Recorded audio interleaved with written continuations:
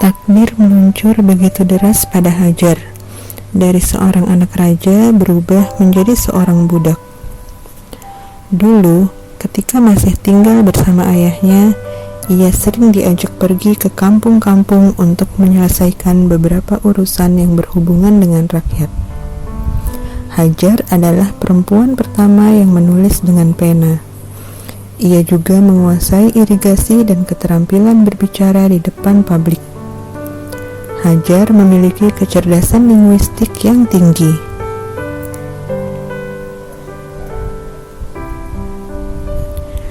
Riwayat lain menyatakan bahwa Hajar adalah putri seorang Raja San'a, yang negerinya ditaklukkan oleh Raja Mesir yang kejam.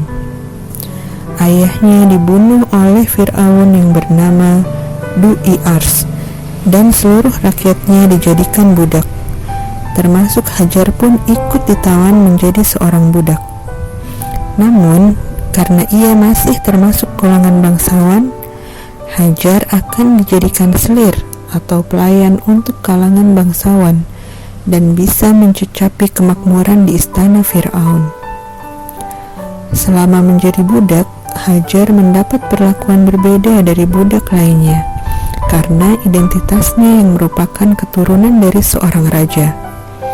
Oleh sebab itu, Hajar mendapat pendidikan di asrama khusus untuk belajar ilmu dan keterampilan menjadi pelayan raja dan para pembesar kerajaan.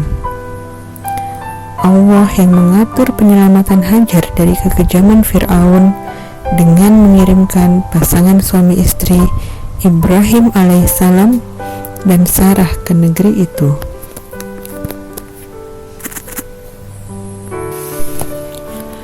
Pada waktu itu, keduanya, Ibrahim dan Sarah, sedang dalam perjalanan hijrah ke Syam. Setelah Ibrahim gagal dibakar oleh kaumnya dan diusir dari negerinya, kabar kecantikan Sarah menyebabkan Fir'aun menginginkan Sarah menjadi selirnya. Allah melindungi Sarah dari kejahatan Fir'aun. Selama berada di dalam istana Fir'aun, Ibrahim terus-menerus sholat dan berdoa, memohon perlindungan untuk Sarah dari kejahatan Fir'aun. Setiap kali tangan Fir'aun bermaksud menyentuh Sarah, tiba-tiba tangannya menjadi kaku, tidak bisa bergerak. Hal ini terus terjadi berulang hingga 3 kali. Fir'aun pun menjadi takut dan meminta pengawalnya untuk menyingkirkan Sarah. Bahkan Fir'aun masih tetap merasa khawatir jika Sarah akan menyakiti dirinya di kemudian hari kelak, sehingga ia menyuruh pengawalnya agar memberi hadiah kepada Sarah berupa beberapa ekor hewan ternak, seorang pelayan bernama Hajar, dan beberapa harta lainnya. Sejak saat itu, Hajar ikut dalam keluarga Ibrahim, melayani keperluan Sarah sehingga ia terbebas dari kekejaman Fir'aun. Begitulah cara Allah membebaskan Hajar, seakan-akan kedatangan Ibrahim dan Sarah ke negeri Mesir hanya untuk menjemput Hajar dan menyelamatkannya dari Fir'aun. Selama kehidupan 20 tahun di Baitul Maqdis, Sarah melihat Hajar bukanlah budak biasa. Ia cerdas, mudah menangkap pelajaran, dan kesolehannya terlihat jelas. Allah memberikan ilham pada Sarah untuk mencarikan ibu bagi anak Ibrahim. Sarah memberi saran agar Ibrahim menikah dengan Hajar. Diperkirakan usia Sarah saat itu sekitar 70 tahun. Karena sudah merasa tua dan pupus harapan untuk memperoleh keturunan, Sarah menawarkan Hajar pada Ibrahim. Saat itu Hajar diperkirakan berusia 30 tahun. Ibrahim tidak serta-merta menerima saran dari Sarah. Seperti biasa, Ibrahim selalu berkholwat pada Allah untuk mendapatkan petunjuk. Akhirnya, setelah lama merenung, pernikahan antara Hajar dan Ibrahim pun terjadi. Setelah Ibrahim mendapatkan petunjuk dari Allah dan atas restu dari Sarah. Jika kita ingin bercermin pada sosok Hajar dalam menapaki kehidupan, Sesungguhnya pelajaran yang dapat diambil adalah bahwa kekuatan akidah menjadi kunci kekuatan mental dan ruhiyah. Bayangkanlah bagaimana istri yang baru melahirkan dengan tubuh lemah dan bayi yang masih merah dalam gendongan harus diungsikan, dipisahkan ke negeri yang jauh dan gersang. Hajar memiliki keimanan yang tangguh dan keyakinan yang kuat akan kebersamaan dengan Allah sebagai zat yang maha memelihara, maha mencukupi. Disinilah kualitas Hajar teruji. Keimanan yang teguh, hasil didikan Ibrahim pada dirinya, telah memberinya energi besar untuk bertahan menghadapi segala ujian. Keyakinan yang penuh tanpa ragu akan penjagaan Allah. Keyakinan yang bulat tanpa cacat akan pertolongan Allah. Ya, keyakinan yang teguh bahwa Allah tidak akan membiarkan hambanya sendirian.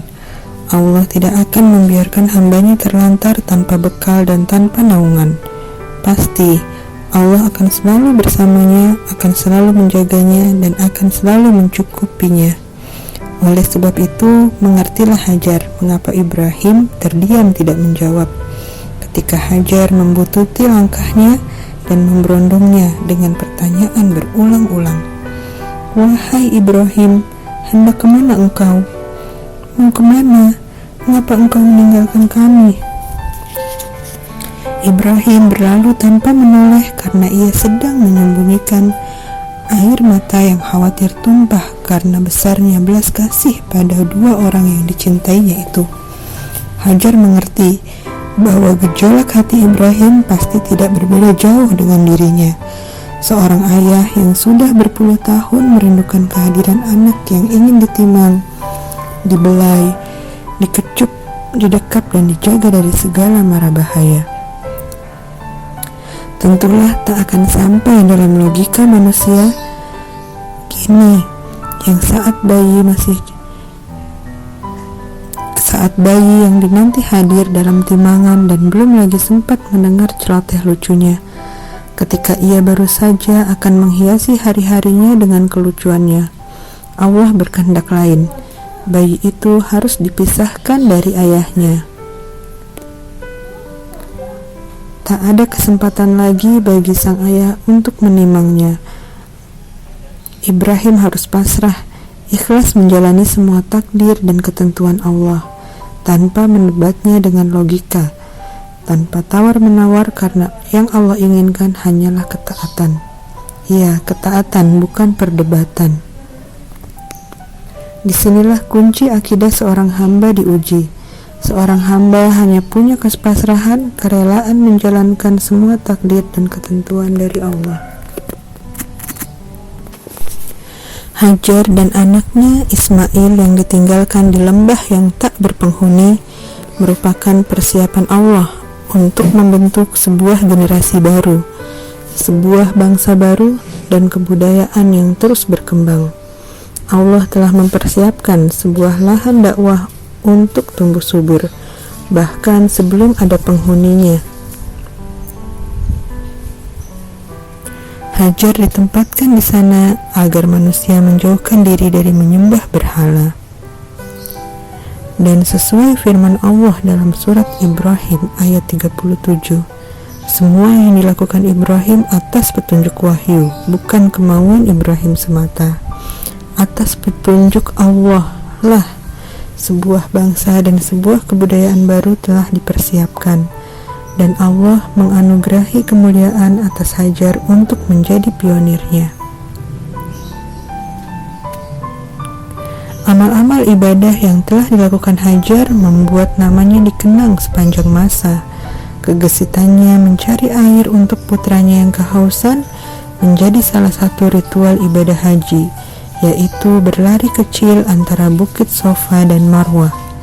Kepasrahannya untuk mengorbankan anaknya menjadi contoh agar umat berkurban setiap tahun. Hajar menutup mata ketika berusia sekitar 90 tahun. Perempuan tangguh yang mulia ini menetapkan posisi akhir dari hidupnya yang mulia, yaitu dimakamkan di Baitullah di Hijr Ismail bersama putranya tercinta Ismail alaihissalam. Maka belajarlah dari Hajar yang tetap tegar, belajarlah dari kemandiriannya dan keteguhannya. Kalau saja Hajar hanya berdiam diri, mematung tanpa ekspresi, pasrah tanpa usaha, tentu tak akan ada pertolongan dari Allah yang tiba-tiba saja muncul. Pertolongan itu datang setelah kita bergerak, berusaha, mengerahkan segala potensi kita dan memaksimalkan seluruh energi kita. Berpikirlah positif, selalu optimis, memandang ke depan, mencari dan terus mencari, bergerak dan terus bergerak, karena sesungguhnya Allah melihat apa yang kita lakukan. Setelah itu pertolongan Allah datang dengan dibukanya jalan-jalan pintu kebaikan. Ya, bergeraklah, bekerjalah, galilah potensi diri, dan kerahkan semua energi sehingga diri kita layak diberi pertolongan oleh Allah.